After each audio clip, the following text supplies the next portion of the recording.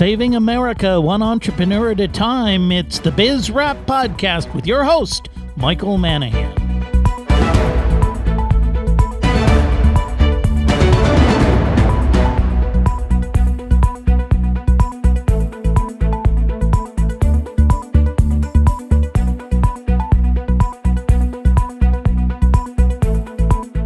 The show that celebrates small business and entrepreneurs, it's Biz Wrap Radio with your host, small businessman, educator, and author, Michael Manahan. And welcome to another edition of Biz Wrap Radio. It's your host, Michael Manahan, and thank you so much for joining me today.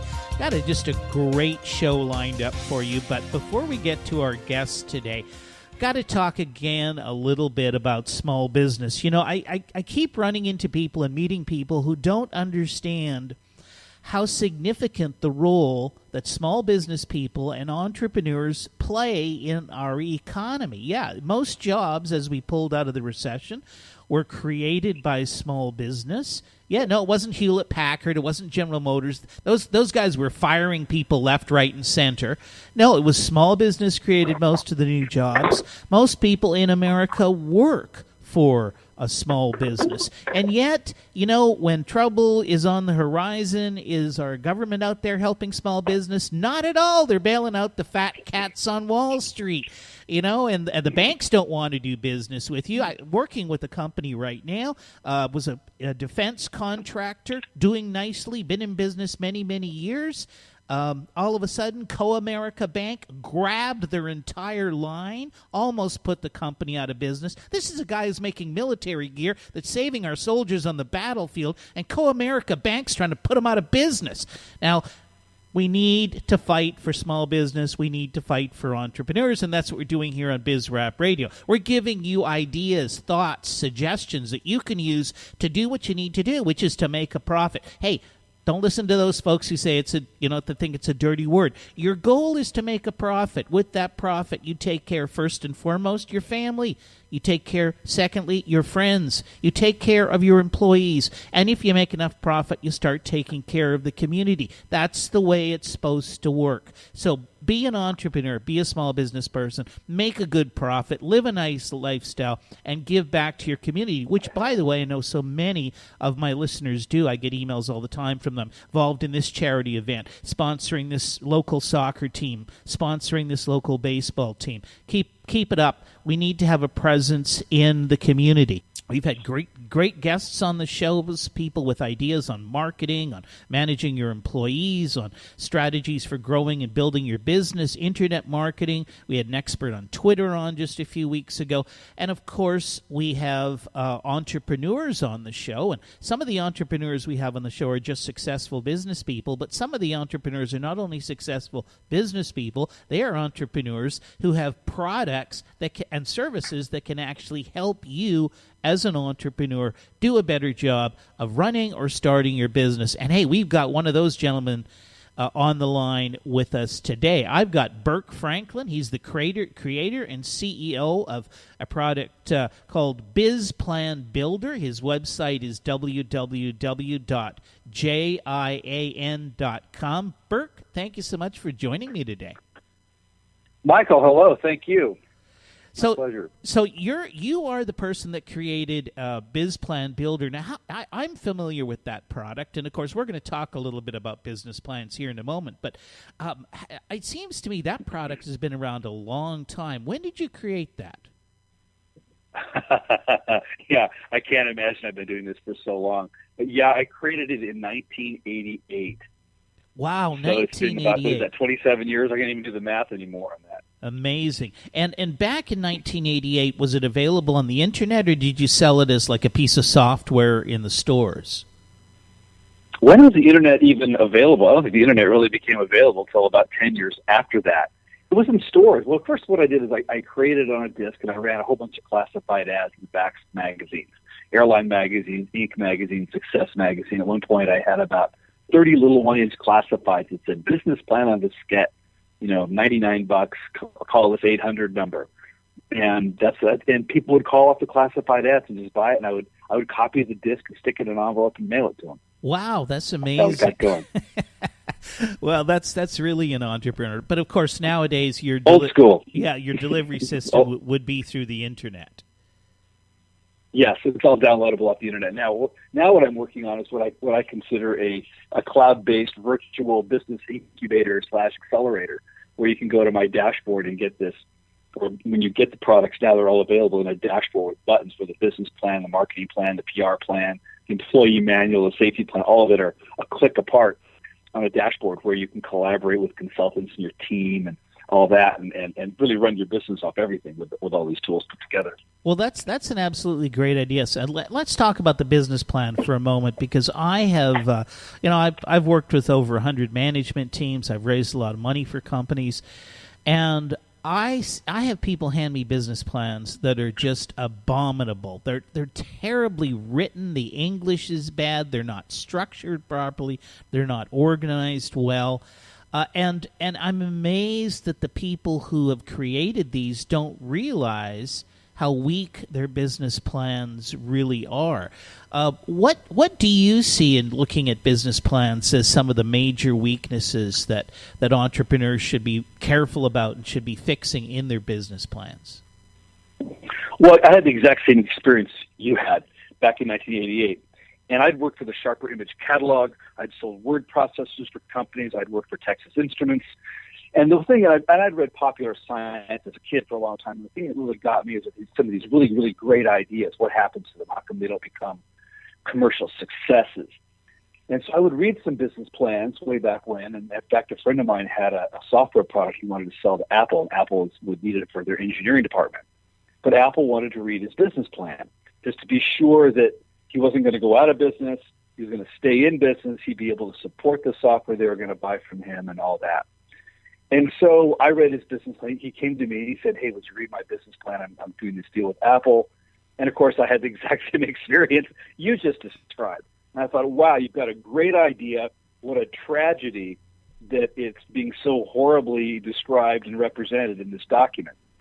And that's really what compelled me to write Business Plan Builder. Well, it did not quite right away, but I helped him with his business plan, made it make sense. He got the deal with Apple. Some other people came to me and said, "Hey, can you help me with my business plan?" I'm thinking, why are people coming to me with your business plans? I'm not a business plan guy. Nevertheless, I knew how to sell, knew how to market. I knew what made sense. And so then a few months later, it dawned on me, I was standing in the shower thinking, hey, why don't I just take all this content I've got to help people write their business plans, structure it, put it together on a diskette, and offer it to people and help them do it themselves. And that's how Biz Plan Builder was born. And of course, it evolved over 25 years. It's constant evolution. So a lot's been added and polished, refined, and certainly over a number of economic cycles.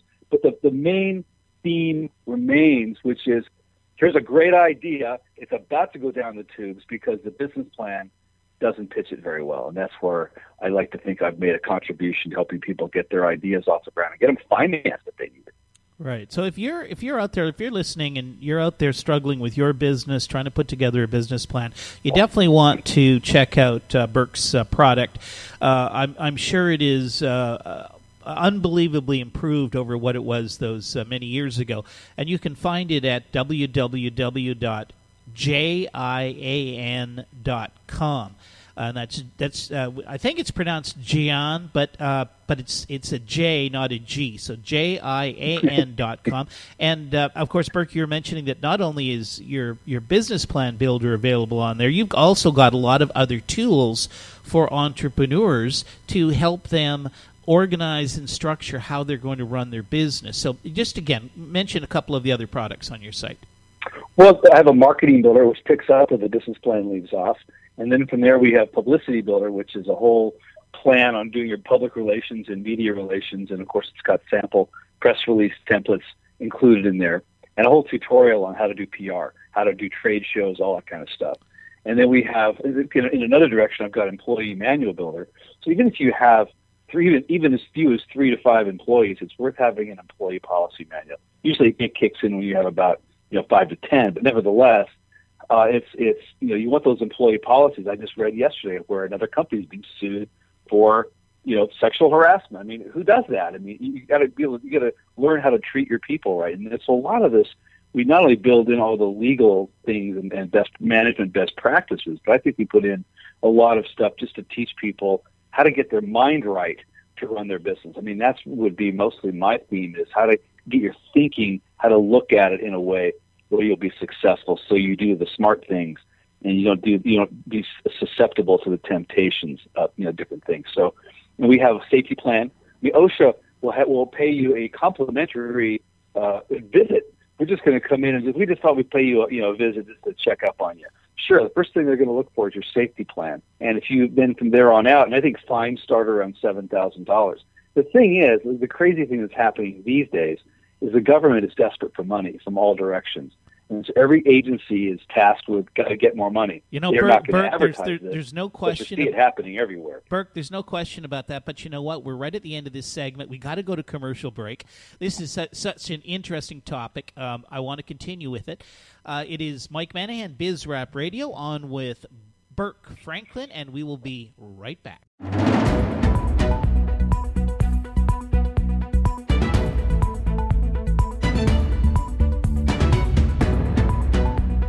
And welcome back to Biz Rap Radio. Thanks so much for sticking with us. We're talking today with Burke Franklin. He is the creator and CEO of Jian. That's Jian.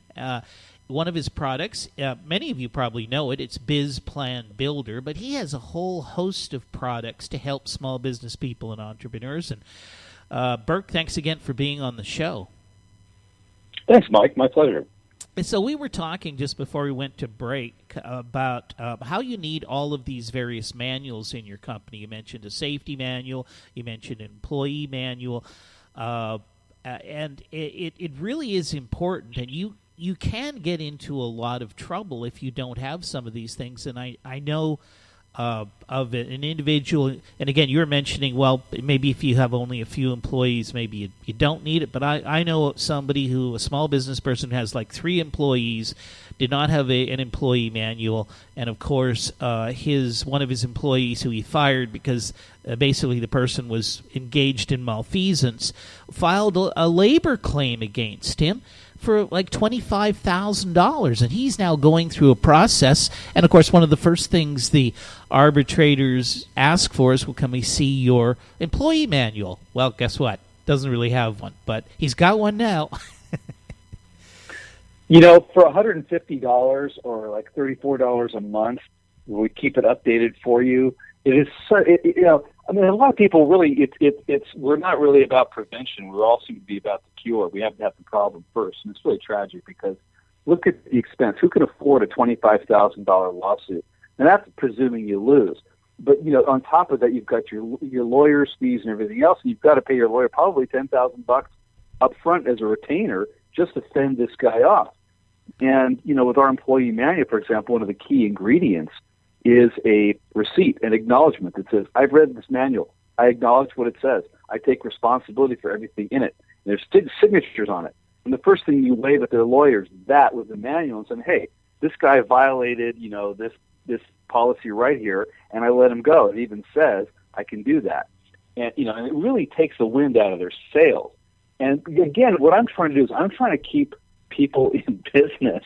I figure you've got a great product or a great thing, something that might even save my life, save our life, save the world, improve humanity. I don't know what you're up to, but let's just say. And if you get taken down, and I've seen a lot of companies with really good products vanish because of I'll call it some act of stupidity. And that's really about what it boils down to, unfortunately.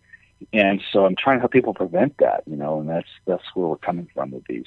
Well, it's also, I think, in some ways, kind of self-defense. I mean, we buy insurance. We buy insurance because we know at some point in time bad things can happen, whether it's floods, whether it's buildings burning down.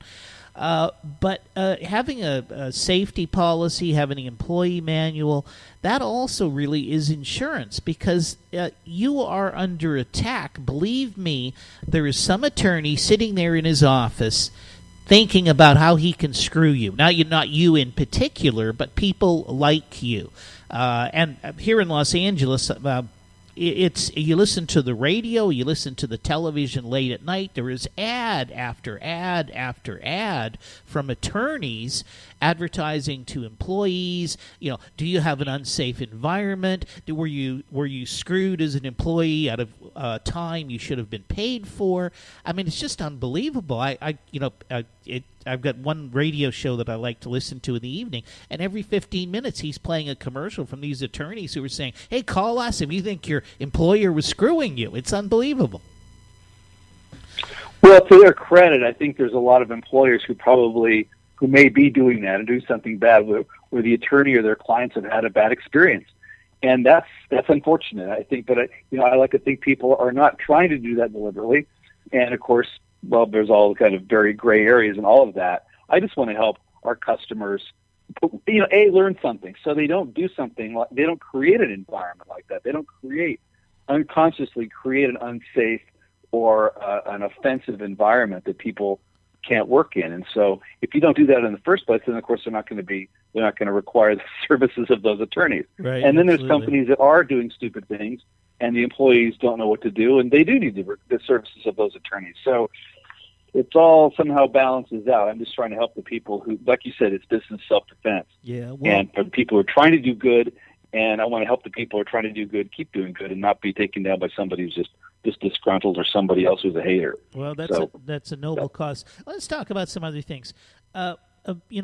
One of the you deal obviously with lots of entrepreneurs. You have a product that helps entrepreneurs write their business plans. But do you think today, is it possible for entrepreneurs to get started without having a lot of capital behind them? I do, actually, and I want to, I think there's a number of things you can do. It's a matter of looking around for what I call off-the-shelf parts. There's a lot of stuff you can get where you don't need to raise a bunch of money to get it. My favorite example is we have a customer who, young guy, he and his buddies, they wanted to start a jet charter service. And so their initial plan was, let's go raise a bunch of money and buy some jets and start a jet charter service. Well, long story short, he called me one day and said, "Hey, I'm having some trouble, I'm using your product, but what's happening?" I said, "Well, can you find a guy who owns a couple of jets or owns a jet and go show him your plan or her your plan?" And so he did. They found a gentleman who owned two Learjets, showed him the business plan, and basically, long story short, the guy gave him his planes. Wow! He put the planes in my customer's leaseback program. So my customer, they could take over management of these two jets. Did he have to buy the jets? No. All he had to do was take over the management of the jets. He would fly the owner around whenever the guy wanted it, but for the most time, the plane was just sitting there. And so these planes could then be used for the jet charter service and help pay for themselves, which changed his business model entirely. Instead of raising millions of dollars and being stuck and not having any money to buy airplanes, he found a guy with airplanes. He got the plane. How much money did he need now to raise for a business? Not much. And so so if you can look around to find the thing you need that's not being used, or you could figure out some way to utilize it better. There's brewing companies I know where they didn't need to go out and raise a bunch of capital to start a brewery. They simply take their formula on disk to the local brewer, and the brewer can stick it in the computer, change the formula to their recipe, and these guys bring their labels on a roll of labels. Basically, you show up with labels and a formula, and the brewing company will run 1,000 bottles through the system, and pump them out the other end. Poof, you've got a shipment of beer bottles. And so, did you need to buy a brewery? No, you don't. So there's a lot of ways you can get what you need that don't really require a lot of capital up front. And that's what I think one of the big things that we teach. Well, that's great. Now, how do you teach that? Obviously, you don't teach that with your biz plan builder. It's some other products you have on your site. Well, actually, we do. I mean, there's articles on our website, but really within the business plan. And I want to say about the business plan, people think, "Oh, I don't want to write a business plan. That's a lot of work." Well, we've already written it for you. Let me put it that way. We've written about at least 80% of the plan for you. And it's written in a way where you simply complete the sentences, fill in the variables, delete paragraphs if they don't make sense for what you're doing. But there's a lot of commentary in there and just simply ideas in there, ways you can approach this. So as people go through it, looking at it through the filter of whatever it is they're up to, whatever business they're building, and see, oh, this makes sense. This applies. Oh, wow. And you get a lot of ideas to do it. So it's really it's the fastest way I can see of helping you really write something rather than asking you a question. Like, you'll get this business plan template at the SBA website. It's free, and it should be, because it's worthless, I think. But it's an outline. It says, describe your management team here, and there's a blank box. Well, okay. The good part is they've got a table of contents and a structure. Okay, describe your management team at some point. You need to do that.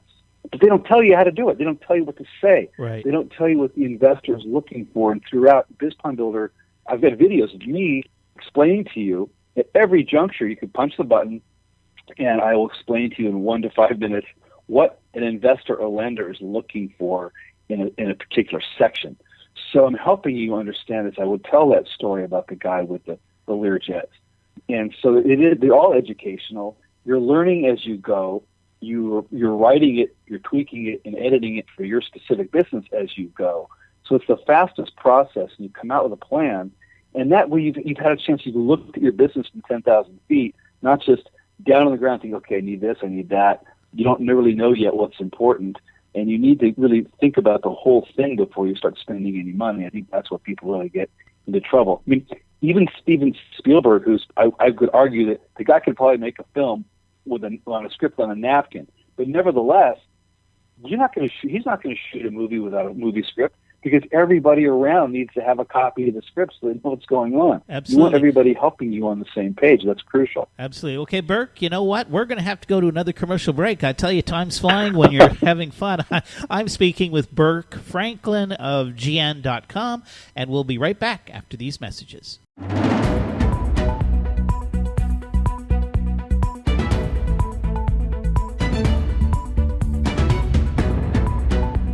Welcome back to BizRap Radio. It's your host, Michael Manahan, and thanks again for being with me today. If you just joined the show, we are speaking with Burke Franklin. He's the creator, CEO. His company is Jian.com. That's JIAN.com. His flagship product, BizPlan Builder, which many of you may have heard of. And, of course, he's got many other products on his website that can help the small business person and the entrepreneur. And Burke, thanks again for being with me today. Thank you, Mike.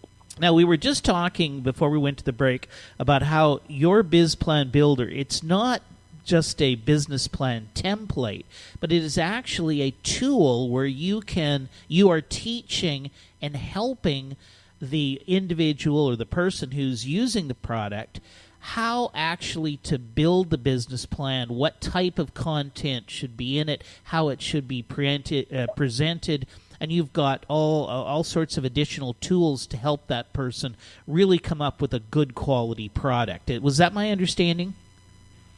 Yeah, the idea is it's already written for you. You just edit it. I find that it's easier to edit than it is to write from scratch. So, because most people have no idea what to say. When have you written a business plan? Why would you write a business plan? Most people, it's not something you do every day. Right. It's something you do, ideally, you do it once in your lifetime. You raise capital, you build a business, you keep going. But you keep your business plan front and center and refreshed all the time, and you go over it with your people. But generally, yeah, you don't use it much, and so it's not something that would be in your wheelhouse. Yet here we go. We have the tool to help you do it, and it teaches you about business, a lot of things about your business that you need to consider, especially the financial models. A lot of people are freaked out about financial models, but our financials are already put together. They've evolved over 27 years, so this financial model, the hiccups are out of it, the explanations are in there, the charts and graphs are there, the numbers add up. It really helps you make sense of your business. I think a lot of people need to see that before you start writing checks. It's so easy to start spending money and starting your business and getting halfway down the road and think, I need to change directions. I need to do something different. And all of that, really, much of that could have been, I think, foreseen, at least at the outset. Right. Okay. If you had a plan. I want to change topics a little bit. We've talked a lot about business plans. You and I both agree they're extremely important. If you're not good at writing yourself and you're not well organized, you need to get BizPlan Builder. It'll put you on the right track. Of course, you need to check out Burke's website, www.gn.com. A whole host of products and services for small businesses. But, Burke, you were elected to the White House Conference on Small Business. Tell us a little bit about that, because and before you do, it's just I'm sorry. It seems to me that the government puts on a good show of pretending to help small business, and then really what they do is they put the screws to small businesses at every opportunity. So I want you to talk about your experience on this White House conference for small business. Yeah, thanks. A little healthy dose of cynicism there. I'm afraid I agree with you. It was like 1,800 of us went to this. It was a while back. And it was, I think, really what they wanted. It was like a giant, not think tank so much, but more of a focus group to get a sense of, what do entrepreneurs around America want. And I think the people in government, they just don't get it. It's unfortunate. I don't know how many of them have actually run a business, made a payroll, sweated through that, raised capital, built a product, launched it, and and spent those nights laying there in the bed looking at the ceiling wondering, how long do I have until they foreclose on my house because I borrowed all this money and put my house up as collateral, that kind of thing. I don't think they really get it because we're not writing them checks. I mean, we're not writing big campaign contributions. And I don't want to get off down another rabbit hole on that whole subject, but it's just a practical reality of it. And so, I mean, I think they really wanted to know just so they could campaign better. Uh-huh. But at the same time, what's really come of it? I mean, it's been a lot. It's been 20 years. I went to that in 1995, and a lot of it had to do with some of the things. We just basically, many of us wanted to reduce regulations, make it easier for banks to loan money to small businesses, and there's a lot of regulations that just make it very difficult to do business. And some people, of course, argued they wanted more government programs to support this and support that. And really, I think at the end of the day, when the smoke clears and the dust settles, you really want fewer government programs. Let us do what we do. And entrepreneurs, as long as we're not doing anything evil or illegal, the market it's proven over and over again. When the market takes care of itself. Mm-hmm. There's bumps and things that happen, but right now we've got this huge bubble happening with all this quantitative easing, which sounds great, but it's not working. It's prolonging a problem. It's just like being hooked on drugs. And really, at the end of the day, entrepreneurs we're going to clean it all up, and there'll be opportunities to, going forward, there'll be opportunities to make money, sorting it all out at the next level. So I don't know what else to say about all that. Well, what do you think would be good for America right now? Well, I've worked for a lot of companies, large ones, small ones. I've been laid off. I've been fired. Divisions have closed. But my real success came when I started my own business. And so there's a lot of people right now who are unemployed, can't find jobs. They say the unemployment rate is 5-6%, but we know it's north of 20 because there's a lot of people who just plain gave up. And I like to think that a lot of these people could start. I think entrepreneurs have the ideas, in their head that they can save humanity. Mm-hmm. And I also believe they can be commercially successful with their ideas, which is why I have these tools to help them. So, I think people, rather than just trying to find a job working for somebody else, what can you do on your own? And that's really the thing. What kind of problem can you solve? What kind of problem do you have? What kind of problem can you solve for other people that they'll pay you for? And I think that's really where, there's plenty of problems in the world, and I think entrepreneurs have the wherewithal to solve it. It's just a matter of, it's like that "Who Moved My Cheese?" The mice in the maze. The cheese is gone. A couple mice stay in one place in the maze, and the other mice decide, well, there's no cheese in my part of the maze. I better get out into the maze and look for cheese again. And that, I think, is what we need to do: is get out and look for what can I do? What kind of business can I start on my own? How can I be entrepreneurial? And that's, I got, like I said, I was been laid off before and fired way back when. And I thought, okay, I've got to go do something on my own that makes sense to me. And that's difficult for people when you've got a family to feed, you're freaked out, and when you're wondering what are you going to do. But even if you're working a job you don't like, don't contaminate that work with your bad attitude, the way you hate it. Find something you love doing and figure out how you can go do that. Yeah, that's really the best thing we can do. I agree completely, and I'm a big supporter of what I call the the part-time entrepreneur. If you've got a job and you're happy with the job, or even if you're not, but you don't want to take the risk of being a full-time entrepreneur, you can make money with a small business, and particularly today when there's so many tools like what your company provides. But I know a gentleman who, while he had a job, he invented a small product. He was able to find a manufacturer in China to manufacture the product. He took not a lot of money, put together enough money for one initial order, had it shipped over to the U.S., put it in one of those, what do you call it, those self-storage places that cost him a couple of $100 a month, and then literally started to pick up the phone when he had spare time and market it. He built a small little website. Now he actually has quit his job as an engineer to focus full-time on his product, and he probably didn't spend any more than about $15,000 to $20,000 to get the whole thing started, and he's doing hundreds of thousands of dollars in sales on a very high-profit product, literally out of his home and a self-storage unit. And that you can do that sort of thing. And by the way, that's a lot better to try to do something like that than to spend 3 hours every night watching crappy television shows. That's for sure. I mean, there's a lot of things you can do. It's just a matter of thinking about it, And I think we even have a simple product. It's $7.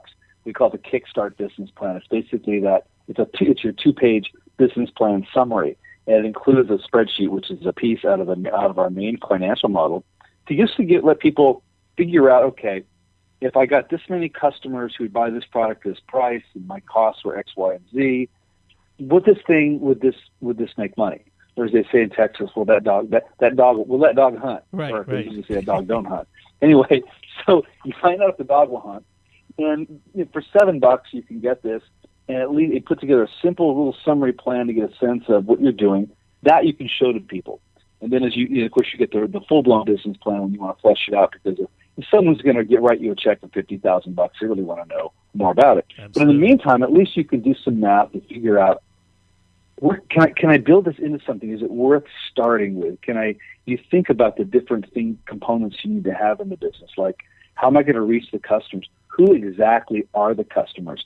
Who can help me do this? Is there someone who can help me with my financing, or actually my financials? If you're not a financial person, a CPA can help you with your financials, something like that. And so you want to at least get a sense of what does this business kind of look like, even if you're going to do a remodel on your house, you get some drawings to make sure the plumbing lines up and stuff like that before you start pouring concrete.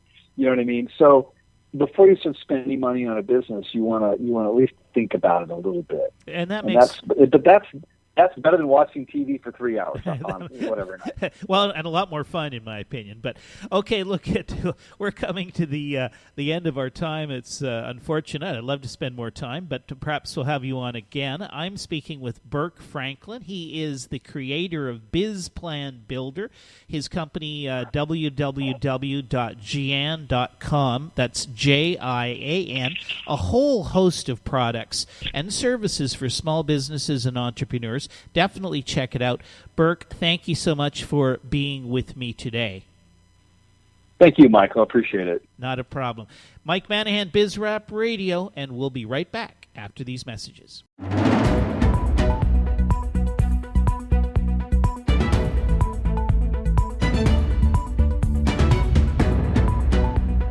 And welcome back to BizRap Radio. It's your host, Michael Manahan, and that was Burke Franklin from Biz Plan Builder that we were talking to.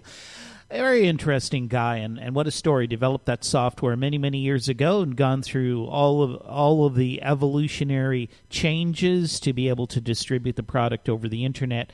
And one of the best business plan products out there if you're looking to build a business plan for your company. So check it out, Biz Plan Builder. But I want to turn the subject to something that is in the news right now a lot with the GOP trying to find out who's going to be the nominee for the presidential election, and the topic of illegal immigration. Now, I don't want to politicize this show. This is not so much a political show as a show about small business and entrepreneurs. But illegal immigration has huge ramifications for small business people. And part of it has to do with compliance. Yes, it's the fact that our federal government, who cannot manage to control and what's going on at the border expects you, the small business person, to be a police officer. Yeah, you have a legal obligation in this country to figure out if the people who are applying to you for a job are legally entitled to be in this country and to work in this country. Now, why that burden should be placed on small business, I have no idea, but it's a fact. And it is a huge burden, because even if you do everything correctly, even if you never hire an illegal immigrant, every person you ever hire is legally entitled to work in the United States. You can be subject to huge fines from the federal government if you don't fill out the forms correctly. Yes, even somebody comes to work for you. You've got to fill out something called a Form I-9. Easy to fill out? Well, I don't know. It's a pretty complicated form. You can actually download the handbook from the U.S. Citizenship and Immigration Service, the book that tells you how to complete the I-9 form is 70 pages long. Yeah, that's right. So you hire somebody to handle your payroll in your small company. I don't know, somebody's making $20, $25 an hour, maybe less than that.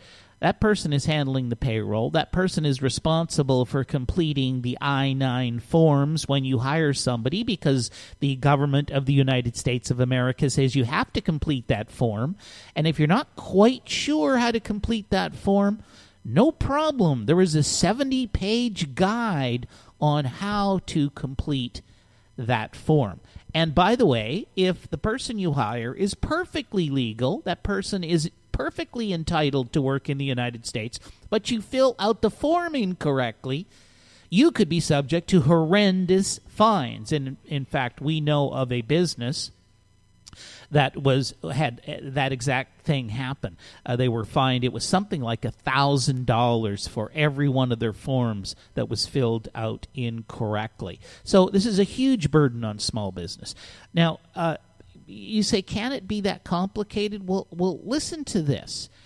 One of the things that you have to do when you complete the I-9 form is review the information provided by your prospective employee and determine if that employee is entitled to work here in the United States.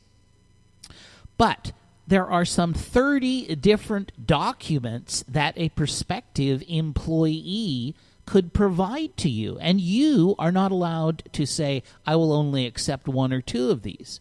So as an example, here are some of the things that somebody could provide to you that supposedly proves they are entitled to work in the United States of America, and you need to know this. Otherwise, you could be in trouble. You could be charged with discrimination. You could be fined for not completing your forms properly. I mean, there's a whole host of bad things. So just as an example, if somebody comes to you with a passport from the Federated States of Micronesia, you should know that that person is entitled to work in the United States.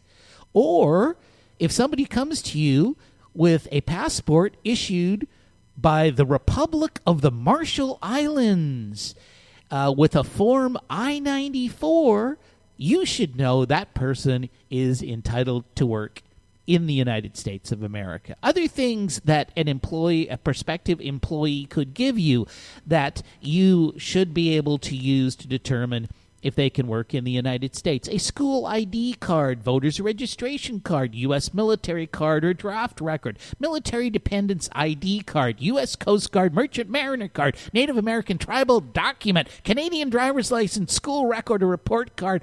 I mean, for God's sakes, am I supposed to look at all of this documentation when I'm hiring somebody? Can the United States government not do something really simple, like, hey, you got one card that says you can work here, and if you don't have that card, then I can't hire you? Why is this huge burden placed on small businesses to try and figure out who is entitled to work in this country and who is not entitled to work in this country?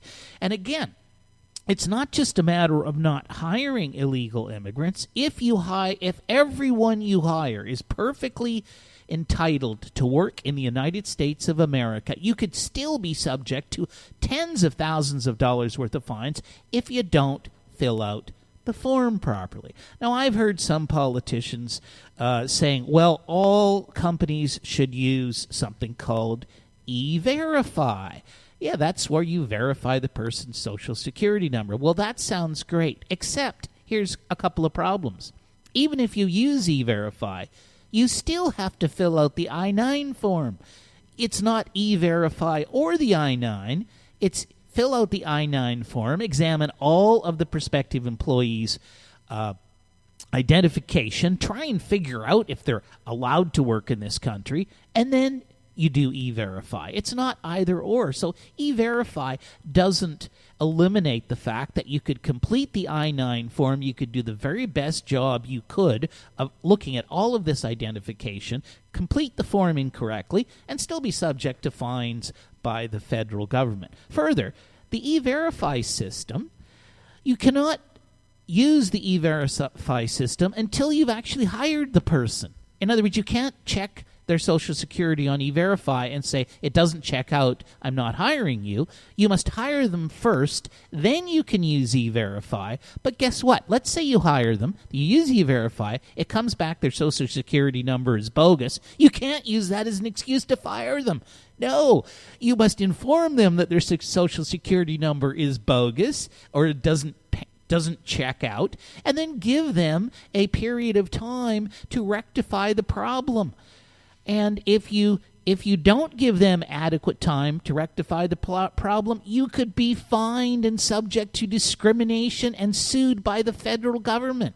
So this whole E-Verify is an absolute scam. The I-9s, it's a racket. It's a way for the government to extract a whole bunch of money out of small businesses and make us do the job the federal government's not doing, which is to make sure if somebody isn't eligible to work in this country, he should not be arriving on my doorstep. We're small business people, we're entrepreneurs, we're not government police officers. Well, that's my take on it.